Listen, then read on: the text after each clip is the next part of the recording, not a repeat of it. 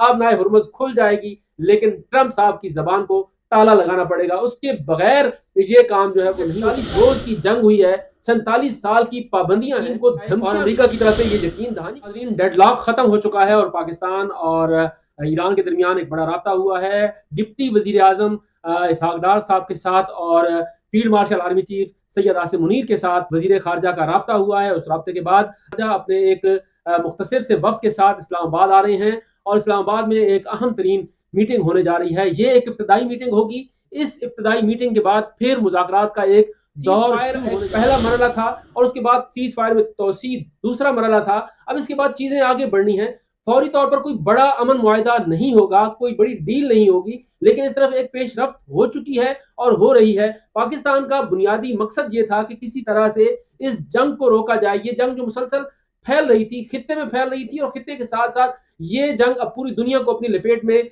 लेने जा रही थी। अगर ये बाबुल मुंदब भी बंद हो जाता और जिस तरह से आबनाए हुर्मुज़ पर मुसलसल जो है वो पाबंदी है और अमेरिका की तरफ से वज़ीर खारजा और इसहाक डार के दरमियान टेलीफोनिक सफीर और वज़ीर आज़म या शहबाज शरीफ के दरमियान मुलाकात। इंडियन मीडिया मुसलसल कोशिश कर रहा था कि मुज़ाकरात के खिलाफ फिजा बनाई जाए, पाकिस्तान के खिलाफ फिजा बनाई जाए, और दूसरी तरफ हमारे मुल्क में मौजूद कुछ लोग ऐसे थे जो इस मुज़ाकरात की फिजा को वज़ीर खारजा अब्बास अराग़ची पाकिस्तान आ रहे हैं, वज़ीर आज़म या शहबाज शरीफ के साथ उनकी एक अहम तरीन मुलाकात होनी है, आर्मी चीफ के साथ भी उनकी एक मुलाकात होनी है, वज़ीर खारजा के साथ भी मुलाकात होनी है। उसके बाद ये मुज़ाकरात का सिलसिला जो है वो आगे की तरफ से ये यकीन दहानी करवाई जाए कि आइंदा ईरान के ऊपर जंग मुसल्लत नहीं की जाएगी। दूसरी तरफ लुबनान और इसराइल में एक मरतबा फिर जंग बंदी हो गई है। इस मुल्क को और इस खित्ते को एक बड़े ब्लॉक की जरूरत है। उस तरफ सोचना चाहिए अपनी सिक्योरिटी के लिए। पाकिस्तान को, ईरान को, सऊदी अरब को, कतर को, तुर्किया को, मिस्र को, इन ममालिक को अब इकट्ठा होना होगा।